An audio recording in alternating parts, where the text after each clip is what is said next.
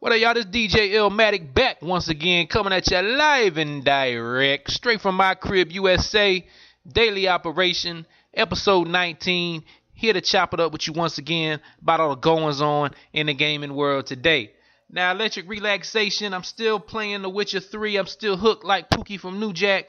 I cannot get enough of this game. I spent the entire week playing it. I'm nowhere near the end. I'm loving every minute of it. Now, I spoke about how amazing a game it was last week, and I still completely feel that same exact way. However, that doesn't mean the game is without its flaws, and I wanted to speak about a couple of those flaws real quick.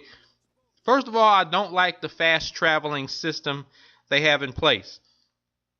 There are different signposts throughout the world, and basically you can fast travel between those signposts, which is fine with me. The problem I have with it is you have to go to a signpost to activate the fast traveling mechanics. So you can only travel between signposts, which makes traveling more tedious than it needs to be. I have no problem with only being able to fast travel to those signposts, but I wish they would have made it to where you can fast travel from anywhere in the world to those signposts instead of having to track down your nearest signpost to then travel to the next one.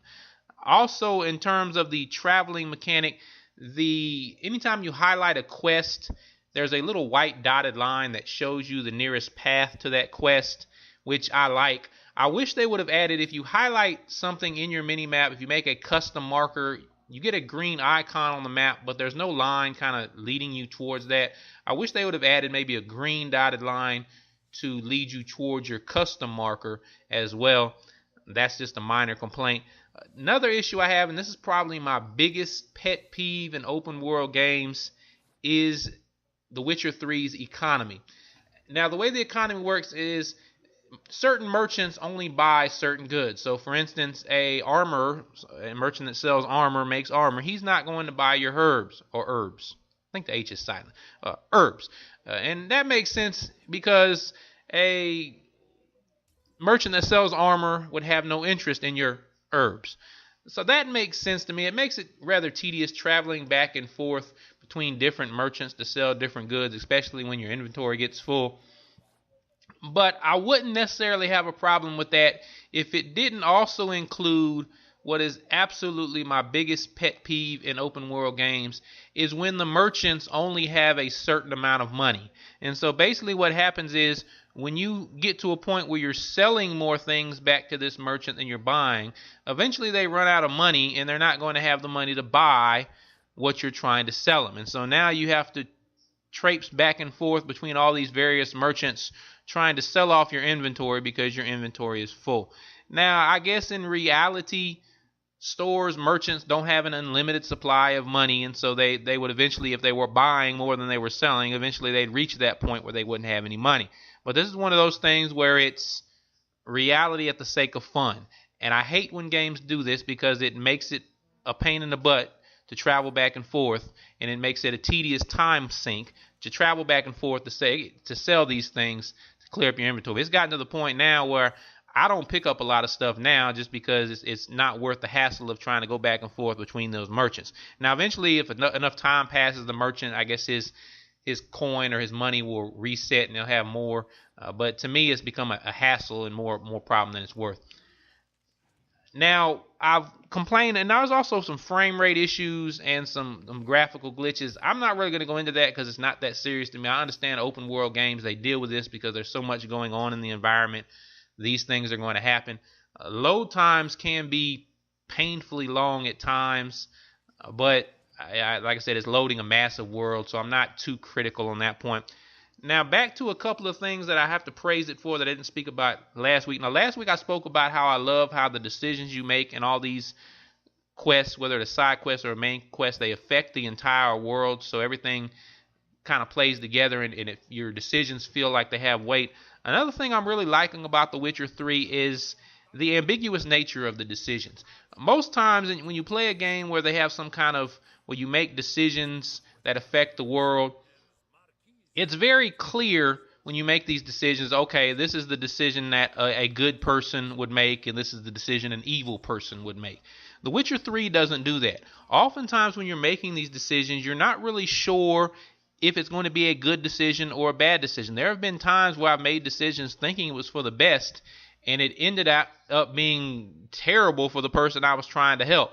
And I've actually gone, and there's sometimes where you make neither decision you make really is going to end up the way you want. I've gone back and reloaded a couple of save points a couple of times just to see, and the times I've done this, the other decision didn't turn out any better than the first one. And so I really like this, how these decisions aren't clear cut and you're not really sure how they affect the world. Now, if there's anything I'm addicted more to than The Witcher, it is Gwent. And Gwent is the card game inside The Witcher 3. I'm absolutely addicted to this little card game. Basically, and you'll see the card game at the beginning of this video, but basically you have a deck of cards, you battle another NPC, best 2 out of 3, you're dealt 10 cards, and you have to use those 10 cards to win 2 out of the 3 rounds. And the cards have different point values or attack power, and so you're trying to end up with the highest attack power. There are various other cards that maybe add to the attack power or take away an enemy's card. But I love Gwent. I really wish they would maybe update the game to where you can play Gwent online against other people. I would love to do that. I'm actually addicted to this card game. I spent a lot of time this week just playing this card game and trying to get better cards and up my deck, up the attack power of my deck. So once again, if you haven't checked out The Witcher 3, I highly encourage you to do that. This is a must-have game if you are a gamer.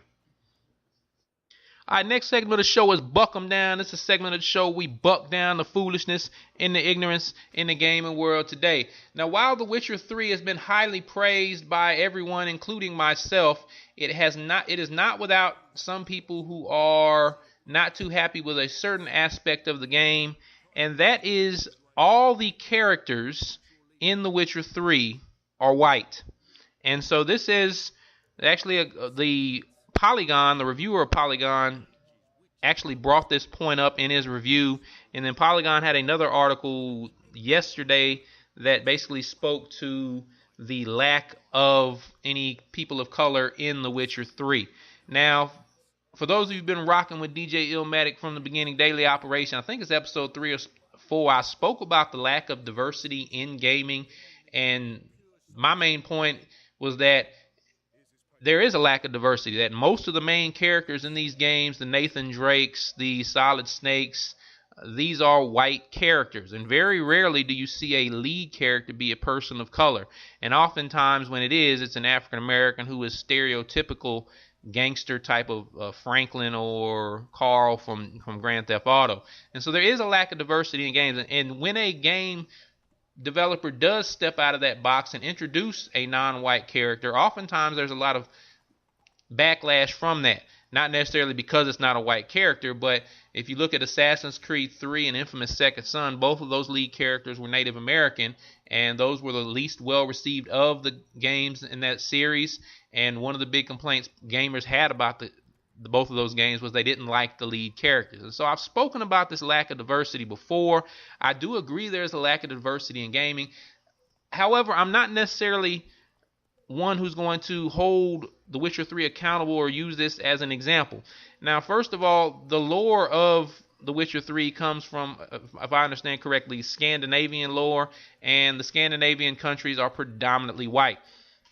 Now, the Polygon article criticized that and said that, well, if you can suspend disbelief and believe that there are dragons and all kinds of monsters as well, why can you not suspend disbelief and add people of color? Which I agree with. But to me, the bigger point and the reason I'm not necessarily going to hold CD Projekt Red accountable or ding them for this is because they are a Polish developer, and Poland is predominantly a white nation. Now, that not to say they don't have any people of color in Poland, but it's a small minority, and so they may have just, and this is giving them the benefit of the doubt, they just created a world that they knew. If everything in their lives, if that's the world they know, then that's what they did, and they probably thought nothing about it. Now, that I'm not going to say, I don't know anyone at CD Projekt Red, they could be all card-carrying neo-Nazi racists. I don't know that. I don't know these people to say for a fact I know that this is the reason they didn't include any people of color. But I would be more along the lines of believing that they just created the world they know. They're they don't have any people of color in their lives, and so they didn't think anything about it when they didn't have any in their game. To me, and the one thing you have to be careful of is just picking a group of people or making 1 out of every 5 NPCs a person of color doesn't necessarily help or deal with the problem. And a lot of times when you're not when you have those basically token people of color in a game, that's, to me, can often be worse than not having any, because you have to, when you don't have this experience of knowing what other cultures and people think and feel and what they like, oftentimes you just rely on stereotypes when you put these characters in. And to me, that's far worse than just not including them. Now, I do agree. Now, anyone who knows me personally knows that I am a very opinionated person when it comes to politics, when it comes to religion, when it comes to race, all these things. But I do look at games as an escape. So I'm kind of torn here, because games are a way for me to get away from all of this foolishness. All of the foolishness in the world, this is a way for me to escape all of that negativity and all the stuff going on, and just escape from all of it. And so bringing these conversations into the fold kind of blends something I'm trying to keep separated into the forefront. But I don't necessarily... I think it's not good enough for game developers to just throw random people of color in their game. I do think it's going to change, because you have a lot more indie games, and these indie games, this is giving people from all nationalities, from all races, religions, backgrounds, a chance to make their own games and tell their own stories. And we've seen this already, but I think we'll see more and more of this, whether we're talking about gender or race. We're going to see a lot more of this in the indie game scene. And eventually these indie game developers are going to grow and blossom into these AAA developers, or they're going to get a shot at these AAA studios. And so you're going to see more and more of that incorporated going forward. Same thing with journalism, with YouTube and various blogs and sites becoming much more prevalent than the major sites. I mean, for in particular, I spend more time on indie sites or indie Kind of Funny, which they started off at IGN, but Kind of Funny. Also outlawgamers.com, shout out to them. The site I'm a part of, 8bitchimp.com. I spend more time at those than I do the large sites. And so these small indie sites are going to give people who wouldn't normally have a voice now.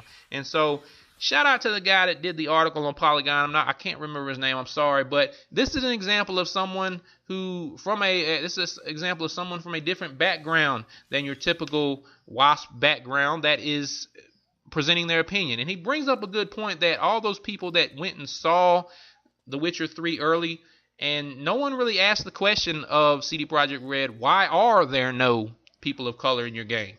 And someone should have asked that question. Now, that they may give the reason I said, and I'm fine with that reason if that's what they give, but someone should have asked that question. But the nature of these large game journalism sites is that they are predominantly white, and so no one thought to ask that question. So I think this is a good conversation for us as gamers to have. I do think we need much more diversity in gaming, and I do think it's coming through the indie sites, indie gaming journalism, and indie games themselves. But this is a good conversation to have, and I think we need to continue discussing this until changes are made, because that we do need more diversity, without question. Even though I'm not necessarily blaming The Witcher or CD Projekt Red, I do think we need more diversity, and that's clear if you look at the games that are out there and the history of gaming and gaming journalism sites. All right, that's all the time we got for this week's episode of Daily Operation. It's been DJ Illmatic, Daily Operation, episode 19. Once again, check us out at 8bitchimp.com for all that gaming flavor you savor, 8bitchimp.com. Also, check me out on YouTube. Subscribe to my YouTube channel, DJ_Illmatic. Also, check me out on Twitch, DJ_Illmatic as well. It's the summer of gaming, y'all. I'm off all summer, so pretty much every day I'm live streaming on Twitch, so check me out. Also, hit me up on Twitter, DJ Illmatic23, all together, no space, no underscore. Get at me at one or all three of those joints. I'll get back at you. Also, check me out on iTunes. Search 8bitchimp.com, and you'll find Daily Operation on iTunes. Fat shout to my Organized Gamers family. Fat shout to everybody holding me down, checking out the Daily Operation podcast. Once again, it's been DJ Illmatic, Daily Operation. We out, y'all. One.